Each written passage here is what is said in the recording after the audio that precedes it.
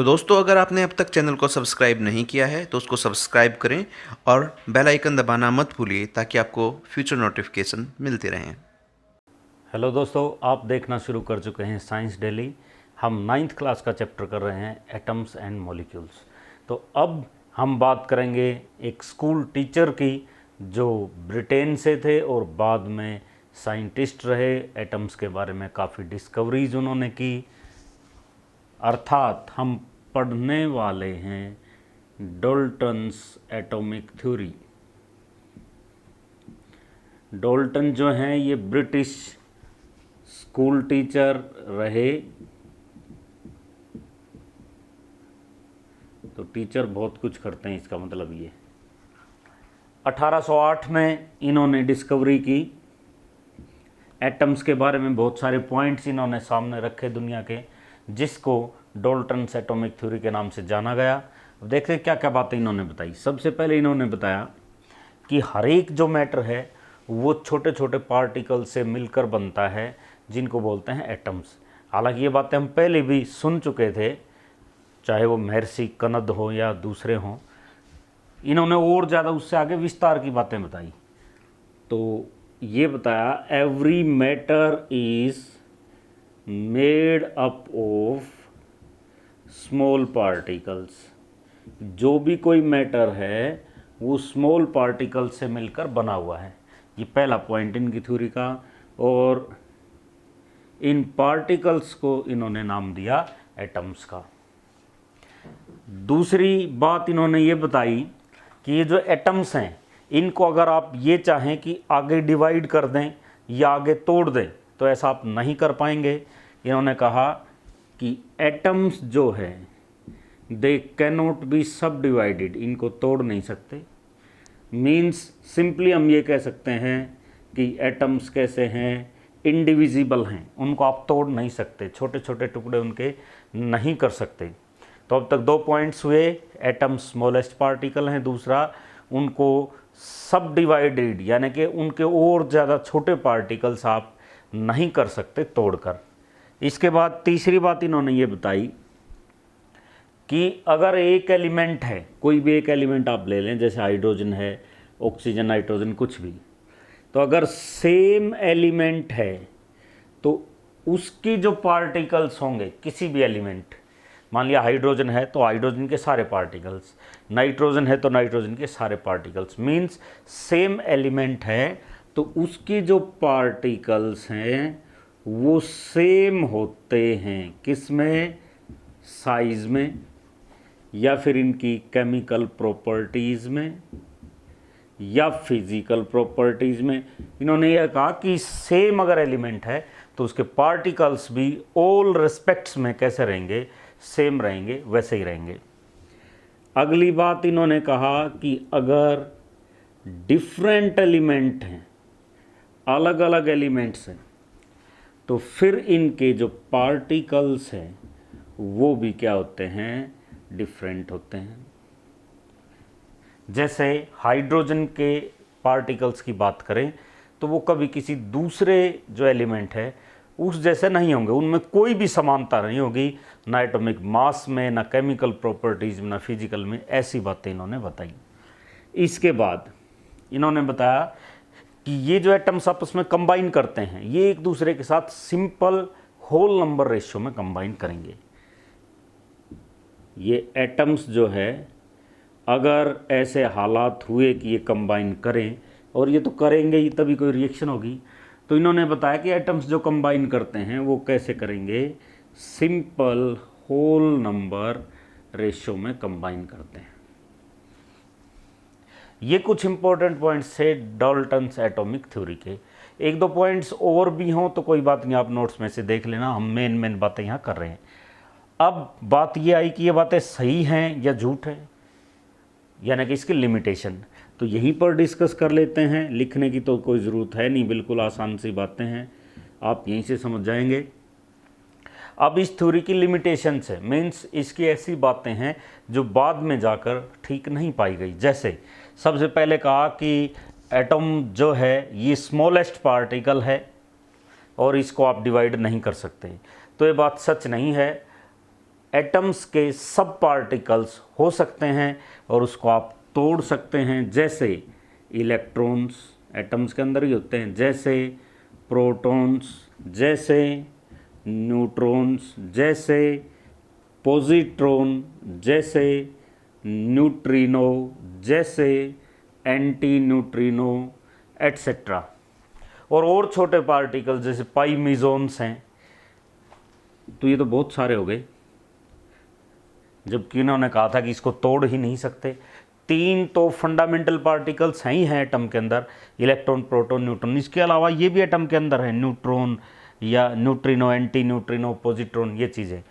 इसका मतलब ये है कि ये ऐसा नहीं है कि ये इंडिविजिबल है, एटम्स को तोड़ा जा सकता है, उसके सब पार्टिकल्स हो सकते हैं, होते हैं। अगली बात, इन्होंने कहा कि अगर एलिमेंट सेम है तो उसके सारे एटम्स सेम मिलेंगे। ये भी हर जगह ज़रूरी नहीं है कि सेम के सेम मिले। जैसे अगर हम आइसोटोप्स की बात करें, आइसोटोप्स क्या होते हैं? एक ही एलिमेंट की डिफरेंट फॉर्म होती हैं जिनका एटॉमिक नंबर सेम है लेकिन मास नंबर अलग अलग है। जैसे हाइड्रोजन के 3 आइसोटोप हैं, हाइड्रोजन 1, 1, 1, 2 और 1, 3। इसका नाम है प्रोटियम, इसका नाम है ड्यूटेरियम, और जिसका एटॉमिक मास 3 है इसका नाम है ट्रीटियम।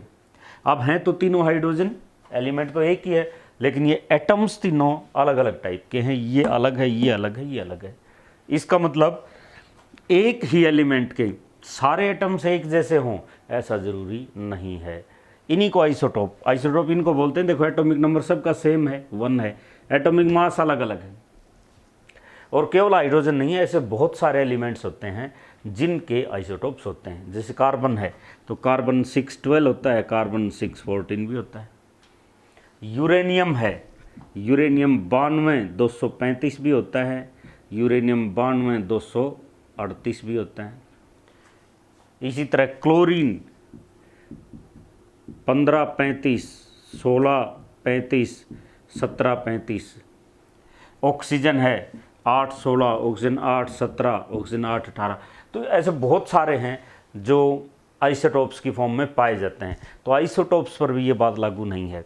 अब इसके बाद इन्होंने कहा कि अगर डिफरेंट एलिमेंट्स हैं तो उनकी सारी प्रॉपर्टीज़ अलग अलग होंगी, ना एटॉमिक नंबर सेम हो सकता है, ना एटॉमिक मास सेम हो सकता है, ये सारी बातें। तो ये भी हर जगह लागू हो ये ज़रूरी नहीं है। जैसे अब मैं पॉइंट्स नहीं लिख रहा, समझा रहा हूँ केवल। जैसे आर्गोन का एटॉमिक मास 40 होता है और कैल्शियम का एटॉमिक मास भी 40 होता है। दोनों अलग अलग एलिमेंट हैं, लेकिन ये एक प्रॉपर्टी तो सेम हुई कि एटॉमिक मास सेम है दोनों का। तो ऐसा भी नहीं है कि उनकी कोई प्रॉपर्टी मिलेगी ही नहीं। तो ये बात भी हजम नहीं होती है। नेक्स्ट इन्होंने बताया कि जब ये कंबाइन करेंगे एटम्स तो वो क्या करेंगे? सिंपल होल नंबर रेशियो में कंबाइन करेंगे। तो हमेशा ही सिंपल होल नंबर रेशियो हो ये ज़रूरी नहीं है। जैसे अगर हम टेबल शुगर की बात करें, घरों में जो आप चीनी खाते हो, सुक्रोज की बात करें तो उसका फॉर्मूला है C12H22O11। ये है सुक्रोज बोला जाता है इसको, टेबल शुगर, घर में जो चीनी खाते हैं। C12H22O, C12H22O11, ये सुक्रोज है। अब ये कोई सिंपल रेशियो नहीं है, क्योंकि अगर आप 11 से इसको डिवाइड करें तो ये तो हो जाएगा, ये नहीं होगा। सिंपल होल नंबर रेशियो नहीं आएगा ये। तो ऐसा भी ज़रूरी नहीं है। हाँ, एक बात इनकी सच थी जो अब तक भी है कि एटम्स को आप ना ही क्रिएट कर सकते हैं ना आप डिस्ट्रॉय कर सकते हैं। Atoms can neither be created NOR be destroyed. अब इसके बाद हम ये पढ़ने वाले हैं, ये पूरा वीडियो डाल्टन को ही समर्पित है। उन्होंने इन एलिमेंट्स के लिए कुछ सिंबल भी बनाए जो उस समय थे, हालांकि आज वो यूज़ नहीं होते। आज तो सिंपल हम यही यूज़ करते हैं। हाइड्रोजन है तो H, ऑक्सीजन है तो O, नाइट्रोजन है तो N, आयरन है तो Fe, कॉपर है तो Cu। ये पहले ऐसे नहीं थे, इन्होंने अलग सिंबल बनाए थे। तो डाल्टन ने क्या सिंबल बनाए थे वो भी हम पढ़ेंगे, और कुछ इनकी यूनिट्स के बारे में जानेंगे कि एटम्स की मेज़रमेंट करनी है तो कौन सी यूनिट हम उसमें यूज़ करते हैं। तो जॉन डाल्टन ने क्या किया, हमारे ऊपर दया करके कुछ सिंबल्स डिज़ाइन किए, और उस समय जो एलिमेंट्स की उन्होंने सिंबल्स यूज़ किए 1807 में कुछ सजेस्ट किए कि भाई बजाय कि पूरा नाम लिखने के आप इन सिंबल्स का यूज़ कर सकते हैं उन एलिमेंट्स की जगह। तो इसका कोई फॉर्मूला तो है नहीं, ये तो आपको लर्न करने पड़ेंगे। जैसे ये सर्कल के अंदर डॉट लगा दिया तो इन्होंने बना दिया कि ये जो है ये हाइड्रोजन का सिंबल है। इस तरह से पूरा इसको ब्लैक एंड कर दिया तो ये क्या है, कार्बन। सिंपली एक सर्कल लगा दिया, ऑक्सीजन। सर्कल के अंदर ये इस डिज़ाइन का किया तो ये क्या है, फॉस्फोरस। इस तरह ये स्क्वायर बना, ये क्या है, स्क्वायर कट कर दिया तो ये क्या है, सल्फर। अब ये हालांकि कुछ इसमें आसान है, सर्कल के अंदर आई लिखा आयरन के लिए, सर्कल के अंदर सी लिखा कॉपर के लिए, एल लिखा लेड के लिए, इसके अलावा एस लिखा सिल्वर के लिए, फिर इस तरह से डॉट बना के ये किसके लिए, गोल्ड के लिए, पी लिखा प्लेटिनम के लिए, और ये क्या है, मरकरी के लिए। अब MCQ वगैरह में आपसे पूछ सकते हैं कि क्या कोई ऐसी टेक्निक है जिससे हम एटम का फोटोग्राफ देख पाएँ, क्योंकि नेकेड आई से तो दिखाई देंगे ही नहीं। तो क्या कोई ऐसा तरीका है जिससे हम एटम का फोटोग्राफ देख पाएँ? तो आपको याद रखना है, एक टेक्निक है STM। इससे आप एटम का, ये कैसी टेक्निक है जिससे एटम का फोटोग्राफ आप देख सकते हैं। Scanning, tunneling microscope. एटम का साइज बहुत ज़्यादा स्मॉल होता है, एक्सट्रीमली स्मॉल पार्टिकल्स हैं, बहुत छोटे पार्टिकल्स हैं, इसीलिए इनके पार्टिकल्स को मेज़र करना है। मीन्स किसको करेंगे, एटम के रेडियस को। रेडियस को हो या साइज़ को हो, एक ही बात है।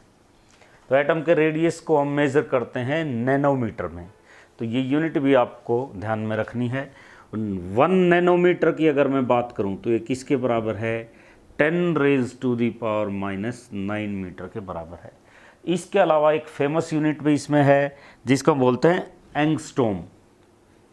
ए के ऊपर ये आपने लगाना है सर्कल सा, ये ऐसे, ए के ऊपर ऐसे, ये बोल रहा हूँ, ए के ऊपर ऐसे, ये है एंगस्ट्रॉम।